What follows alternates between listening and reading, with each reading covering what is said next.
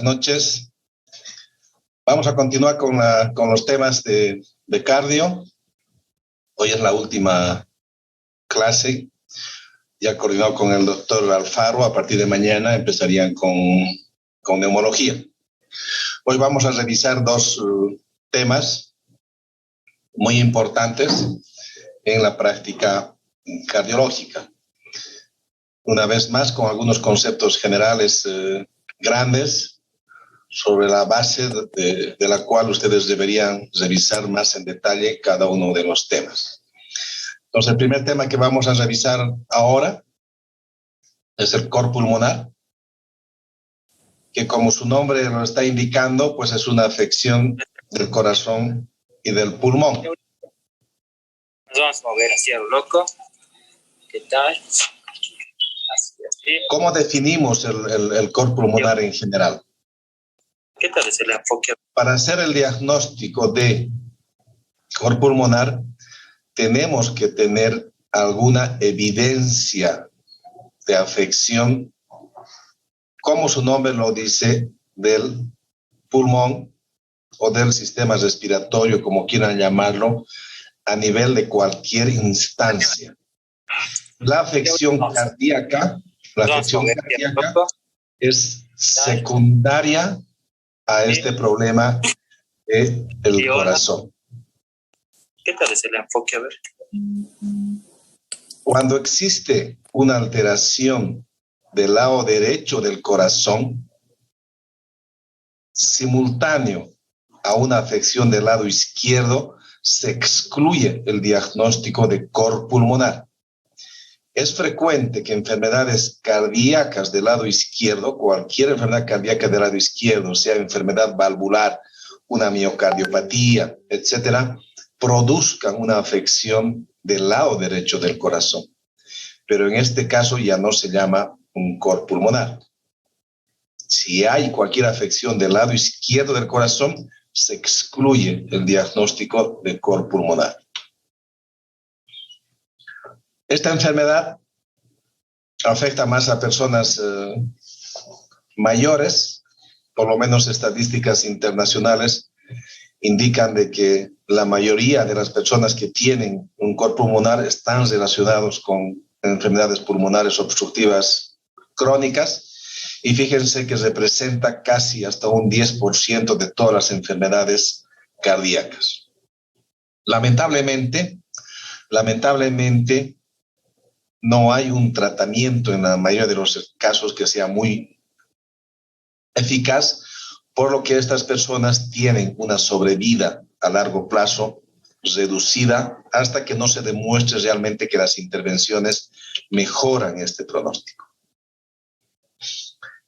Esta es una clasificación internacional de la hipertensión pulmonar, que como les digo es muy frecuente y más o menos se ha tratado de esquematizar de esta forma. La hipertensión arterial pulmonar, que en resumen significa o quiere traducir de que la afección está predominantemente a nivel de la arteria pulmonar como lugar principal de afección, y a consecuencia de eso sube la presión en la arteria pulmonar. En el segundo grupo está la hipertensión pulmonar asociada a enfermedades cardíacas izquierdas, cualquiera sea, como ya hemos indicado. Pero el hecho de que tengamos una vez más hipertensión pulmonar, compromiso derecho, secundario a cardiopatías izquierdas, no es un cor pulmonar. Lo más frecuente son las enfermedades pulmonares que van a producir una hipertensión pulmonar. En el cuarto grupo se incluye a la hipertensión pulmonar secundaria a la embolia pulmonar, y en el quinto grupo es cuando no se ha podido identificar una causa clara de hipertensión pulmonar o tiene causas múltiples. Esta es una clasificación internacional de la hipertensión pulmonar, no del cor pulmonar, pero sí de hipertensión pulmonar. Dentro de estas, básicamente, cualquier grupo puede producir cor pulmonar, excepto el segundo grupo. Lo más frecuente, una vez más, enfermedades respiratorias a cualquier nivel, Y para fines prácticos se la puede dividir en un cor pulmonar agudo. Una persona, por ejemplo, que haga una embolia pulmonar importante, masiva, hace un compromiso derecho en el corazón y a eso se llama un cor pulmonar agudo. El tromboembolismo pulmonar con seguridad es la causa más frecuente de un cor pulmonar agudo. De hecho, las personas con embolia pulmonar, como van a ver en neumología, porque es un tema que en la facultad está en la neumología, es causa de muerte prácticamente en la embolia pulmonar. No se mueren estas personas habitualmente por insuficiencia respiratoria, sino se mueren por una insuficiencia cardíaca derecha aguda. En cambio, el cor pulmonar crónico es lo más frecuente y ya hemos visto asociada sobre todo a enfermedades pulmonares crónicas obstructivas. El diagnóstico del cor pulmonar, si bien como concepto parece ser muy sencillo, porque hay que tener una enfermedad pulmonar de base y secundariamente un compromiso cardíaco demostrado por cualquier método de diagnóstico. En la práctica, obviamente, podemos llegar a confundir, tiene esas limitaciones el diagnóstico, porque una persona que tiene una enfermedad respiratoria va a tener disnea por la propia enfermedad respiratoria, y si nosotros no hacemos estudios que demuestren el compromiso del lado derecho del corazón, vamos a atribuir que todas las manifestaciones se deben simplemente al problema respiratorio. En estas personas que en general no hay una correlación directa entre el grado de afección respiratoria documentada en los estudios, tomografía, etcétera, y tiene mucha disnea, hay que sospechar que además tenga un compromiso cardíaco y hay que hacer algunos estudios para confirmar ese diagnóstico.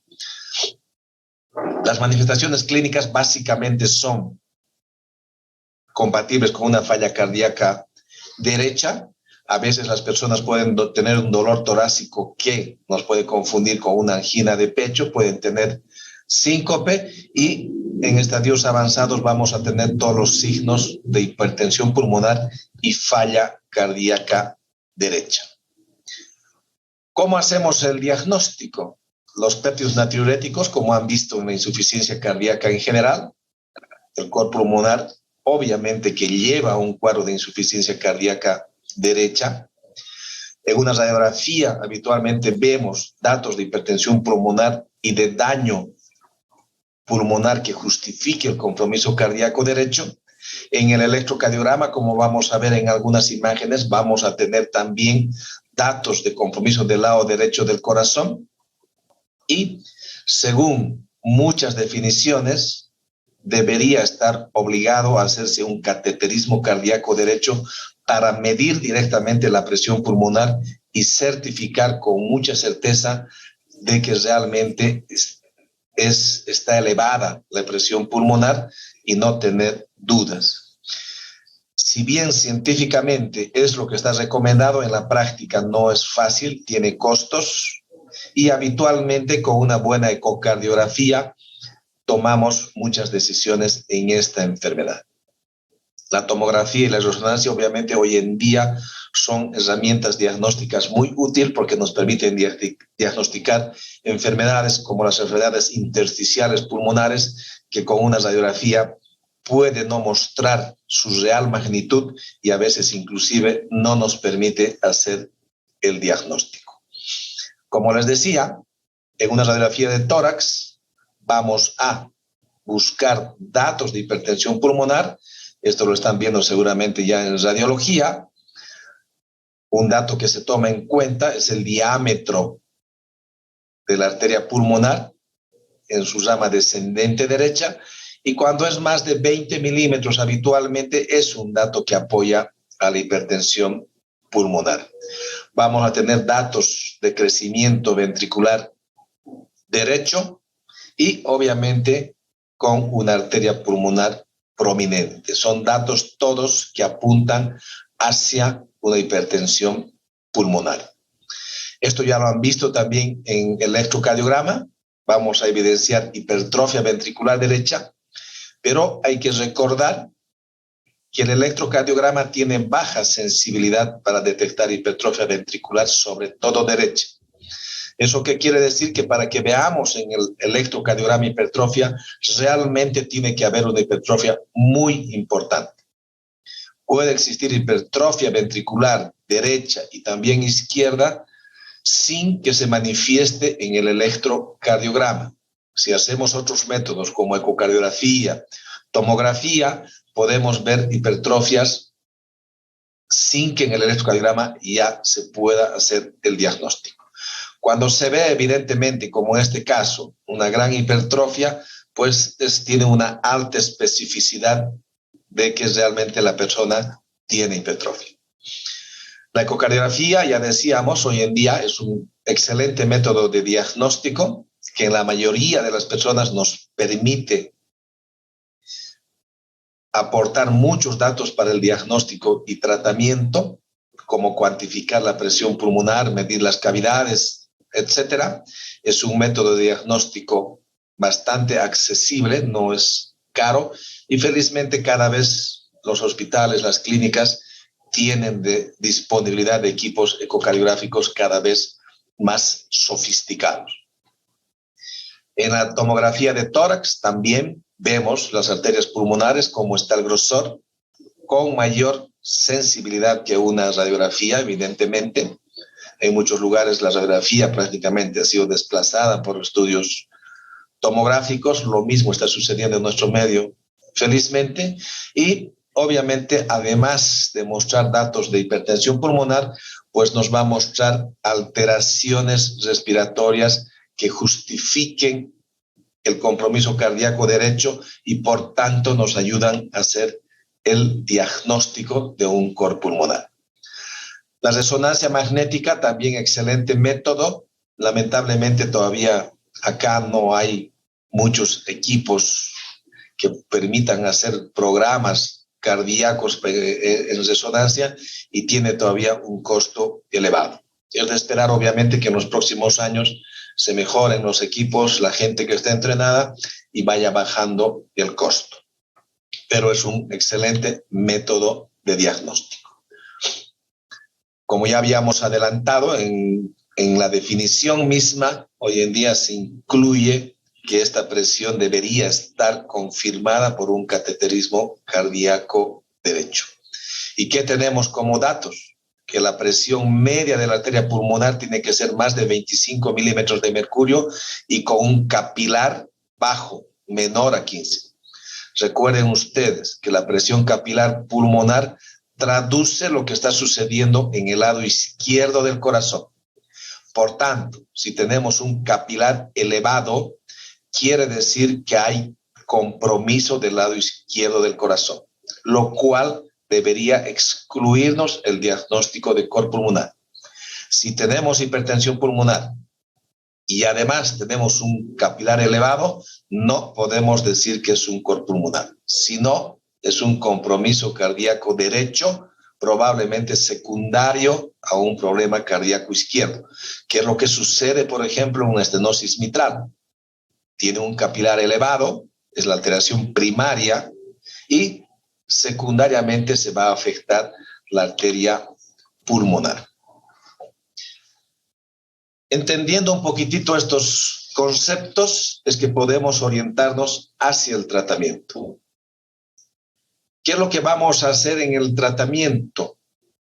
Primero, obviamente, en cualquier enfermedad, en cualquier circunstancia, si nosotros podemos tratar la causa, pues deberíamos orientarnos a eso. Por ejemplo, si tiene una embolia pulmonar crónica, repetitiva, y tiene grandes trombos en las arterias pulmonares, hay que retirar esos trombos porque esa es la causa de la hipertensión pulmonar y del compromiso cardíaco derecho. Si el paciente tiene enfermedad obstructiva, hay que dilatar, obviamente dejar de fumar, oxígeno cuando se detecta hipoxemia, y hay discusión en cuanto a la anticoagulación en forma sistémica ante el solo diagnóstico de hipertensión pulmonar severa. Algunos autores recomiendan utilizar anticoagulantes directamente solo por la hipertensión pulmonar, aunque no exista embolia pulmonar documentada, pero muchos otros indican de que solo deberíamos anticoagular ante la evidencia de embolia pulmonar. Hay discusión, pero si el paciente tiene embolia pulmonar, la anticoagulación debería ser en forma indefinida cuando existe cor pulmonar. Hay algunos medicamentos que cada vez se están utilizando más, que está dirigido específicamente a tratar la hipertensión pulmonar. Lamentablemente no son fácilmente accesibles en el medio y también el resultado no es tan favorable como el tratamiento de la hipertensión arterial sistémica. Cuando tenemos una hipertensión arterial sistémica hay un arsenal terapéutico muy importante y además muy efectivo. En cambio, para la hipertensión pulmonar estamos más restringidos en cuanto a medicamentos y además con menos efectos beneficiosos. Pero de ser posible, podríamos utilizar. Todos estos grupos de fármacos son considerados tratamientos específicos para la hipertensión pulmonar. Los medicamentos como los IECAS, etcétera, que son muy efectivos para la hipertensión arterial sistémica, no tienen ese mismo efecto para el sistema pulmonar. Y en general se requieren altas dosis para conseguir una reducción de la presión pulmonar y lo que sucede habitualmente es que la presión sistémica baja tanto que nos impide utilizar. Entonces no están recomendados en forma general y sí deberíamos tratar de utilizar estos grupos de fármacos si nuestra intención es bajar directamente la presión en la arteria pulmonar. Cuando el paciente necesita oxígeno, es importante que reciba mucho tiempo. Lo van a ver también en neumología, pero no es utilizar solamente cuando el paciente se fatiga o 1 o 2 horas al día. Debería ser más de 15 o 18 horas al día para que tenga un efecto beneficioso sobre la presión pulmonar. Así el paciente esté asintomático, debería recibir durante ese tiempo la administración de oxígeno. ¿Qué otras maniobras podemos utilizar para mejorar a estos pacientes? A veces están tan sobrecargados que debemos utilizar diuréticos. Con mucho cuidado los diuréticos, porque los diuréticos van a reducir el volumen, por tanto reducen la precarga, reducen el llenado ventricular. Si nosotros quitamos el volumen, no se olviden que ya tenemos un ventrículo disfuncional, por tanto va a reducir aún más el gasto cardíaco, se va a hipotensar, puede tener síncope. Si bien se pueden utilizar, hay que hacerlo con mucho cuidado y en pacientes que realmente estamos evidenciando mucha sobrecarga de volumen. Si está con ascitis, está con mucho edema, con derrame pleural y eso le está dificultando al paciente, pues sí utilicemos, pero no de manera rutina. Lo mismo podemos hacer en algunos casos, flebotomías o sangrías, que es un término más común. No hay un criterio de acuerdo al hematocrito para ver cuándo debemos hacer. En general, se acepta que hematocritos más allá de 55 y si el paciente está muy sintomático, deberíamos recurrir a una flebotomía. No de rutina tampoco, porque una vez más también va a reducir el volumen efectivo. Lamentablemente, no hay tampoco un medicamento muy eficaz para aumentar la contractilidad del ventrículo derecho. La digoxina tiene algún efecto, no ha demostrado mucho mejorar el pronóstico, pero sí tiene un efecto como en el lado izquierdo y habitualmente se lo utiliza básicamente cuando hay una fibrilación auricular que tiene respuesta ventricular elevada y el paciente está descompensado.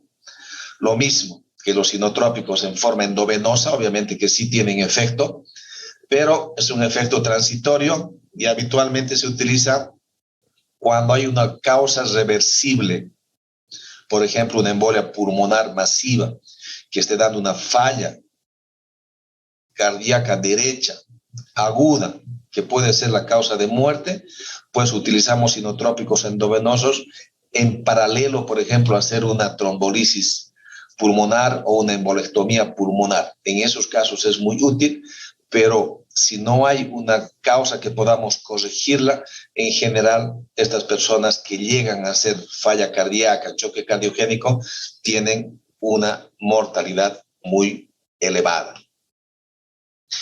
Esos algunos conceptos básicos en cuanto es el cor pulmonar crónico y agudo. Y ahora nos vamos a centrar un poquito en revisar algunos conceptos no muy recientes, digamos, pero sí los últimos 5, 7 años han cambiado algunas cosas en lo que es la endocarditis infecciosa. Como su nombre lo dice, básicamente la endocarditis es una infección del endocardio a cualquier nivel. Y también se incluye los grandes vasos, aunque dicen que el término más adecuado cuando compromete solamente los vasos, como a nivel del ductus, por ejemplo, debería ser endarteritis y no endocarditis. Una vez más, son discusiones de términos que no tiene mucho sentido, pero lo importante es el concepto básico, una infección del endocardio o del endotelio vascular cuando está fuera del corazón. Antes se llamaba endocarditis bacteriana y habitualmente era subaguda. Hoy en día ha cambiado esa definición porque no solamente son bacterias las que producen endocarditis, pueden ser otros gérmenes. Entonces, hasta que no se demuestre la etiología de la endocarditis, simplemente llamamos endocarditis infecciosa.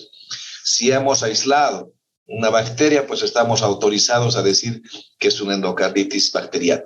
Pero en forma general, se habla solamente hoy en día de endocarditis infecciosa.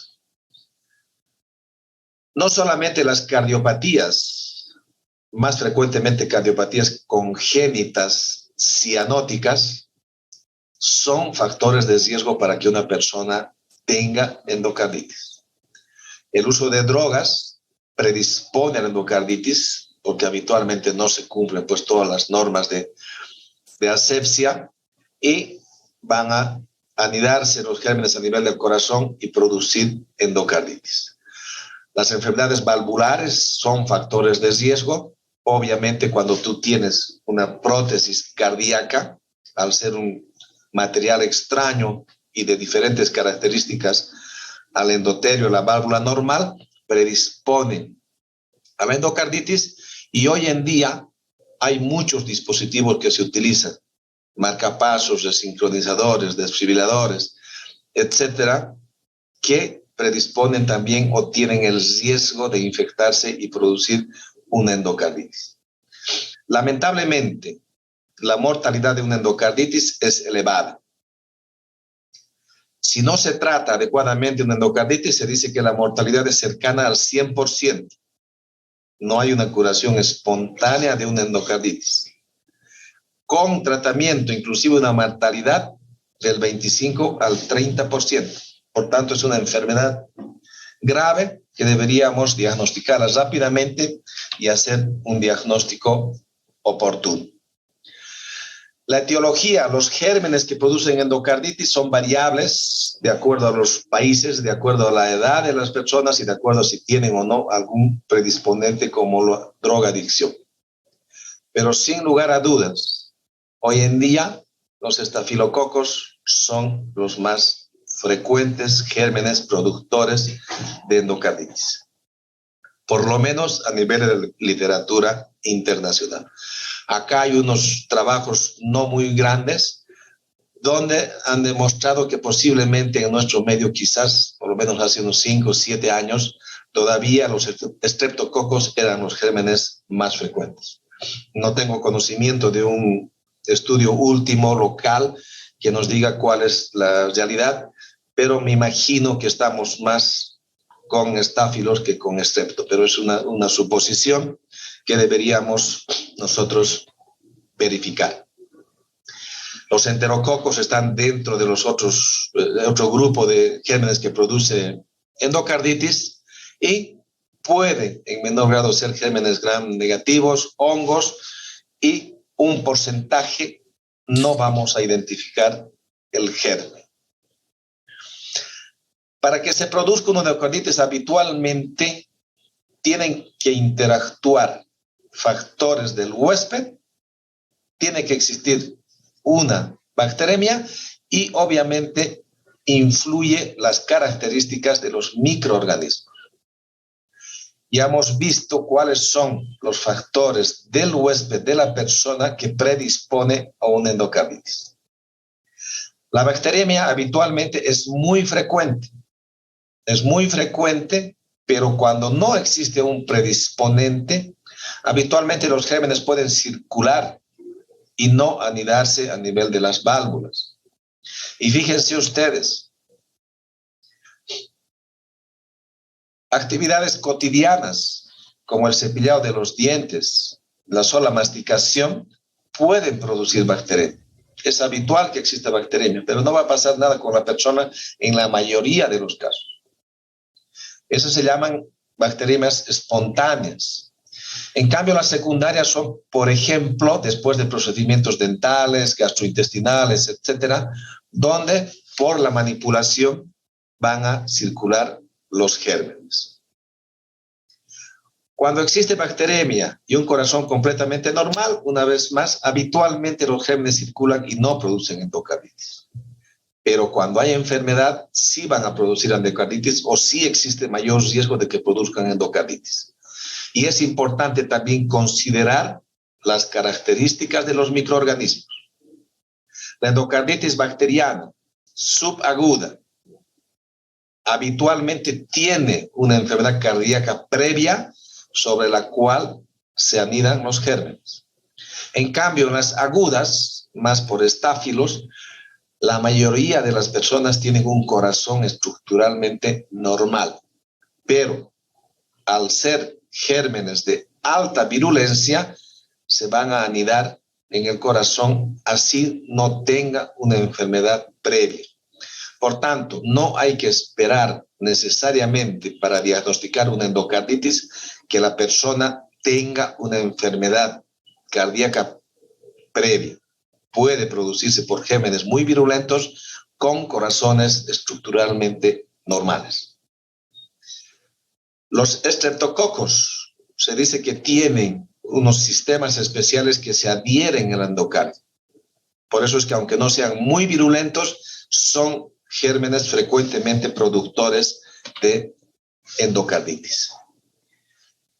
Si bien hay algunos criterios en cuanto a tiempo para decir si es una endocarditis aguda o subaguda, en general, la severidad del cuadro y la probabilidad de complicaciones graves o fatales hace la diferencia entre la endocarditis aguda o la subaguda.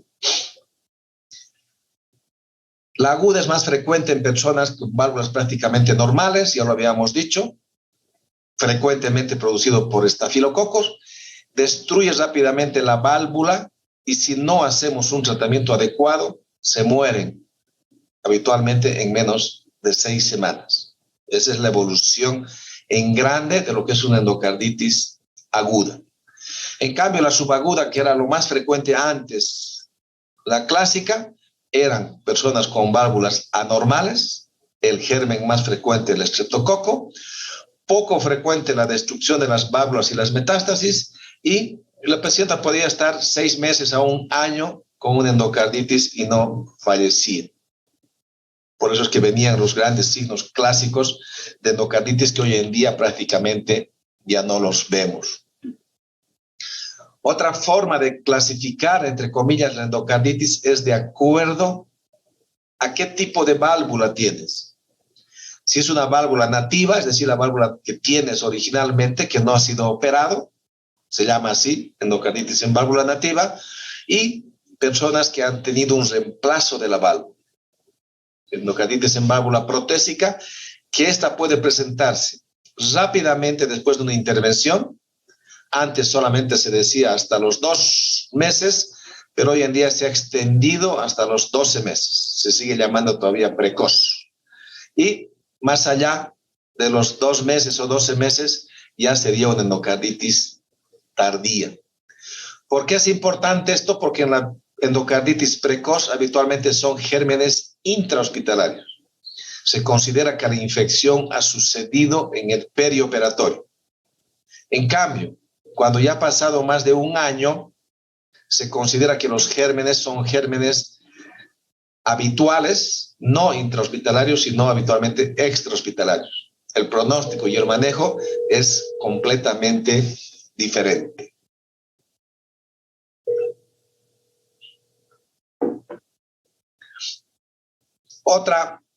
Otro grupo, digamos, de endocarditis es en aquellas personas que son adictas a drogas parenterales o uso de catéteres venosos y dispositivos intracardíacos que se utilizan cada vez más frecuentemente. En estas circunstancias, cuando hay endocarditis, habitualmente hay que retirar completamente todo el sistema de los marcapasos. Estas son las manifestaciones clásicas de la endocarditis infecciosa.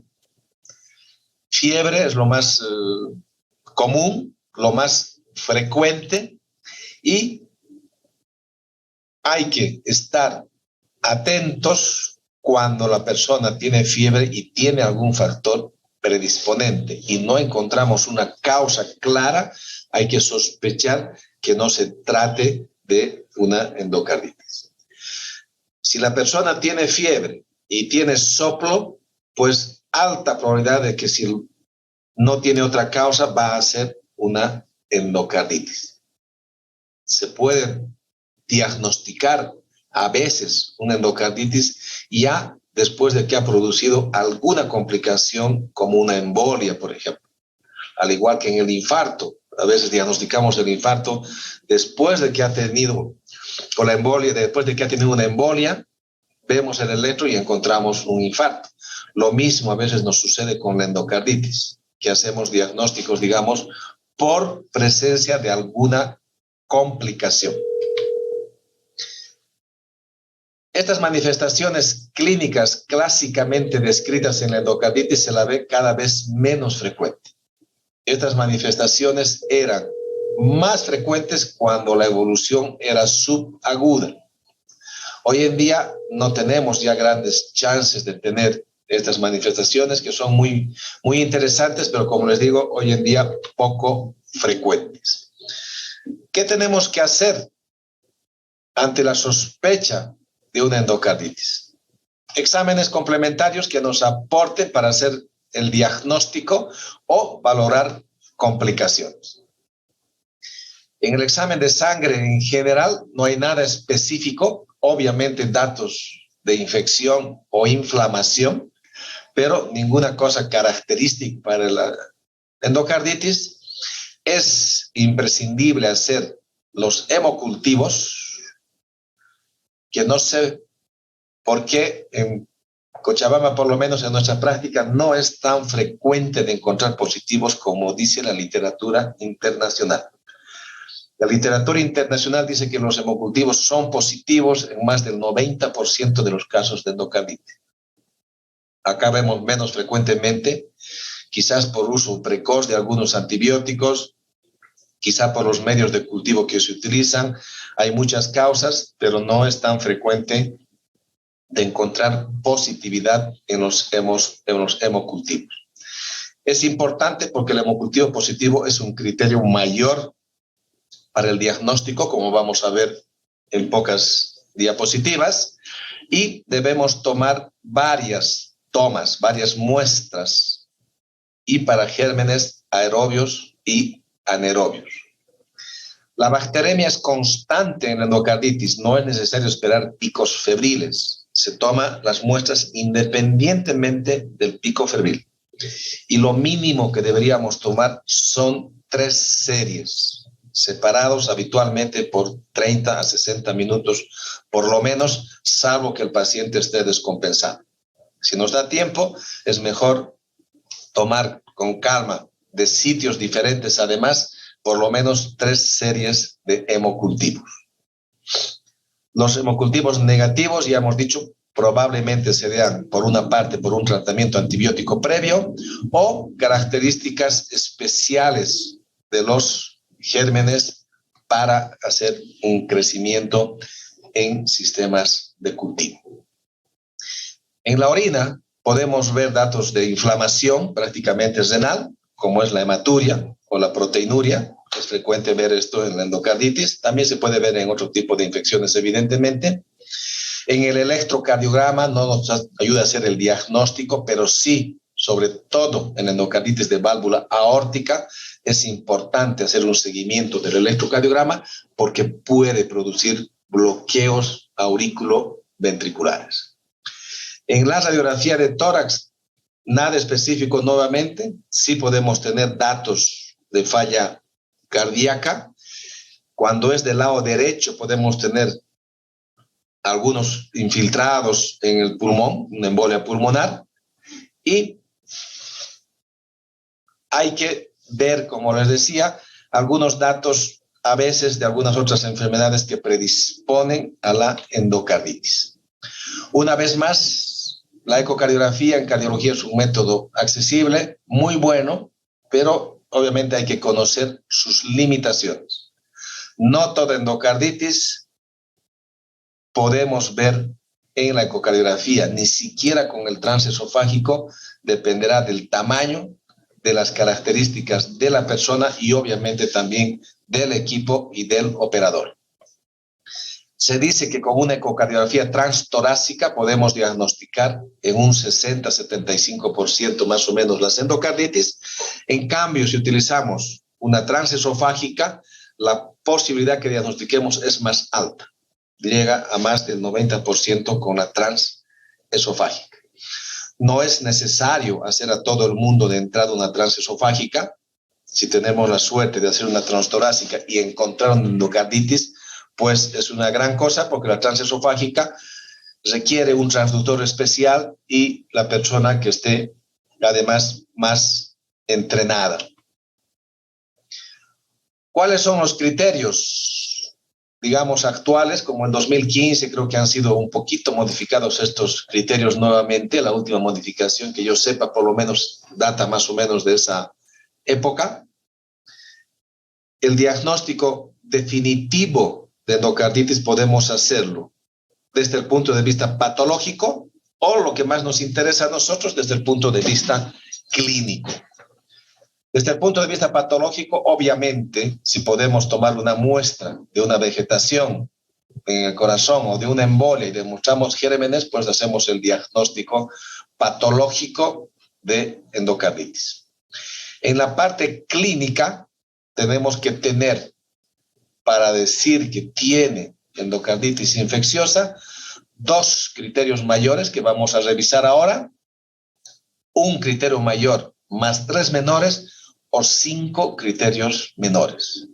Con eso hacemos el diagnóstico de endocarditis infecciosa. Decimos que es posible endocarditis si solamente tenemos un criterio mayor y uno menor o 3 menores. Con eso decimos posible endocarditis. Y descartamos endocarditis si tenemos un diagnóstico alternativo. Si yo estoy sospechando que es una endocarditis y de repente después hago el diagnóstico de una neumonía como causa de fiebre y todo, pues el diagnóstico alternativo es más probable y no debería insistir en diagnosticar endocarditis. Un criterio también aceptado, aunque también es relativo, es cuando iniciamos tratamiento antibiótico y el paciente mejora en menos de 4 días, se pone afebril en menos de 4 días. Se dice que por lo menos hay que esperar 1 semana para que la fiebre mejore en caso de endocarditis. No se rota antibióticos, nada, antes de la primera semana de tratamiento. Y obviamente si la persona ha fallecido o se ha entrado a una cirugía por insuficiencia cardíaca, etcétera, y no se encuentra ningún germen, vamos a descartar el diagnóstico de endocarditis. Aquí está justamente lo que les decía. En 2015 se han actualizado un poquitito algunas, o se han agregado, digamos, algunos criterios para ayudar a hacer el diagnóstico de endocarditis infecciosa. Y estos son los criterios mayores que actualmente se están utilizando. Los hemocultivos, que deberían ser por lo menos 2 positivos, y la evidencia de una lesión en el endocardio, con una ecocardiografía, ver una masa en el corazón que sea oscilante, es un criterio mayor de endocarditis. Cuando una persona hace una insuficiencia valvular nueva o la válvula empieza a disfuncionar y se hace dehiscencia, se van soltando los puntos de la válvula, o la presencia de abscesos o fístulas, son criterios mayores de endocarditis. ¿Qué se ha agregado últimamente? La evidencia de lesión endocárdica por otros métodos. Hasta el 2015 básicamente era hemocultivos más ecocardiografía. 2015 ahora se han agregado otros métodos como la tomografía, que es muy útil también para ver infección cardíaca, y la tomografía por emisión de positrones. También está aceptado hoy en día como criterios diagnósticos mayores para endocarditis. ¿Qué tenemos de menores? Factores predisponentes. Si tenía, por ejemplo, una tetralogía de Fallot, un niño, es un predisponente y es un criterio menor que nos ayuda a hacer el diagnóstico de endocarditis. Un adicto a drogas, ya hemos dicho que predispone a endocarditis. La presencia de fiebre, presencia de fenómenos vasculares. Si una tomografía, por ejemplo, el paciente tiene embolia en un cuadro compatible con endocarditis, se considera como un criterio menor.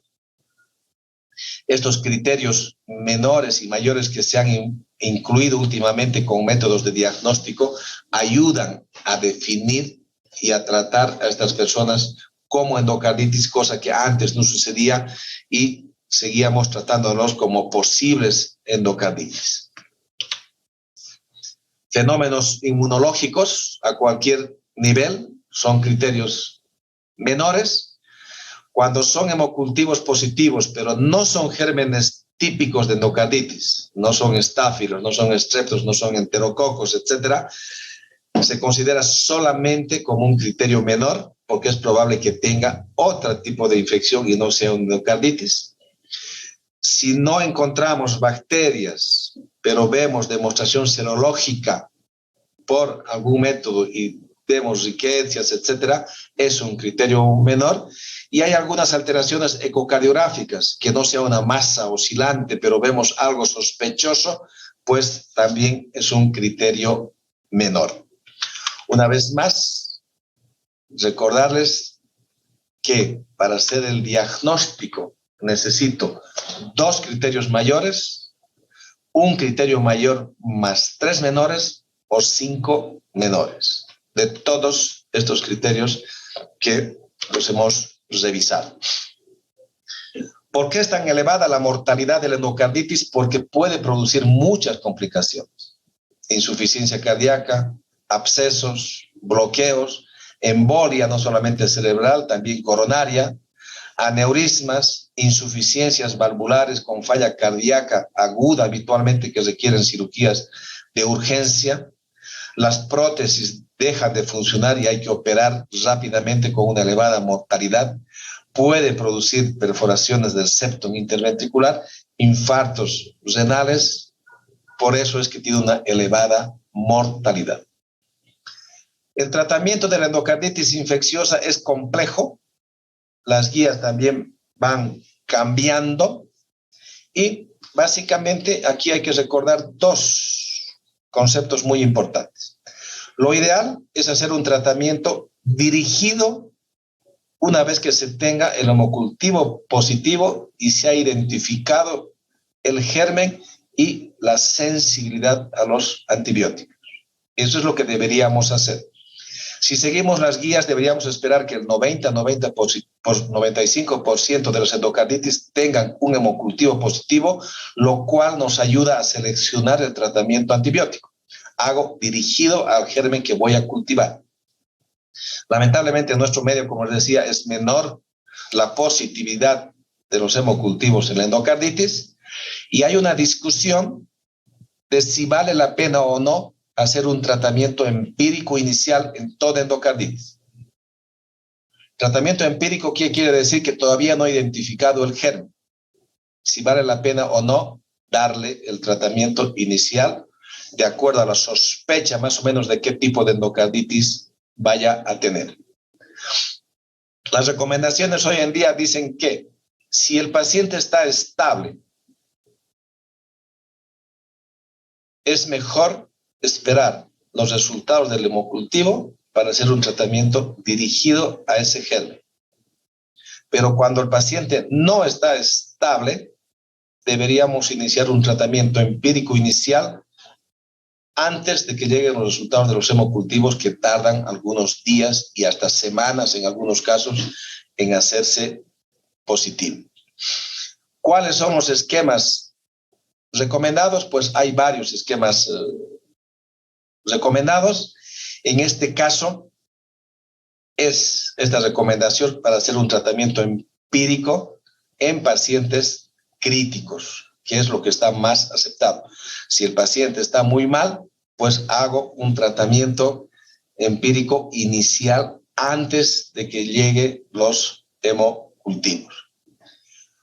Cuando se hace un tratamiento en válvula protésica tardía o en una válvula nativa, como les digo, que el germen más o menos va a ser el mismo, hay diferentes esquemas terapéuticos recomendados. Uno de ellos es ampicilina con cloxacilina con gentamicina, asociar vancomicina con gentamicina. Fíjense que estamos dirigiendo a estafilococos, que también obviamente estos antibióticos cubren los estreptococos, cubren los enterococos. Y cuando es precoz la endocarditis, habitualmente recomienda directamente vancomicina dirigido al estáfilo, gentamicina y además rifampicina.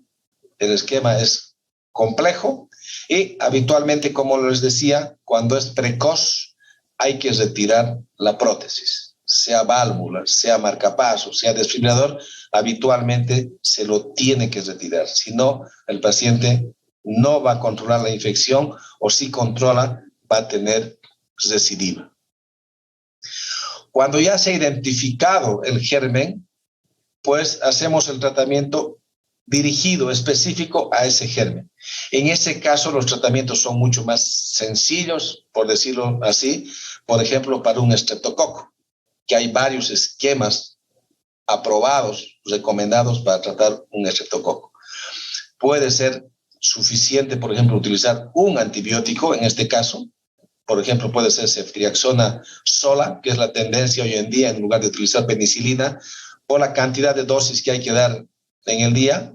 Si utilizamos en forma aislada ceftriaxona para un estrepto, por ejemplo, deberíamos hacer el tratamiento por 4 semanas, pero si combinamos fármacos, podemos reducir la duración del tratamiento antibiótico a 2 semanas. Fíjense que en el mejor de los casos, con un estreptococo, que habitualmente es el germen más benigno, el tratamiento de una endocarditis es de por lo menos 2 semanas. 2 a 4 semanas de acuerdo al esquema que estoy utilizando. Si tiene alergia a la penicilina, etcétera, podemos utilizar vancomicina, pero una vez más, si utilizo un antibiótico aislado, estoy obligado a prolongar mi esquema antibiótico a por lo menos 4 semanas.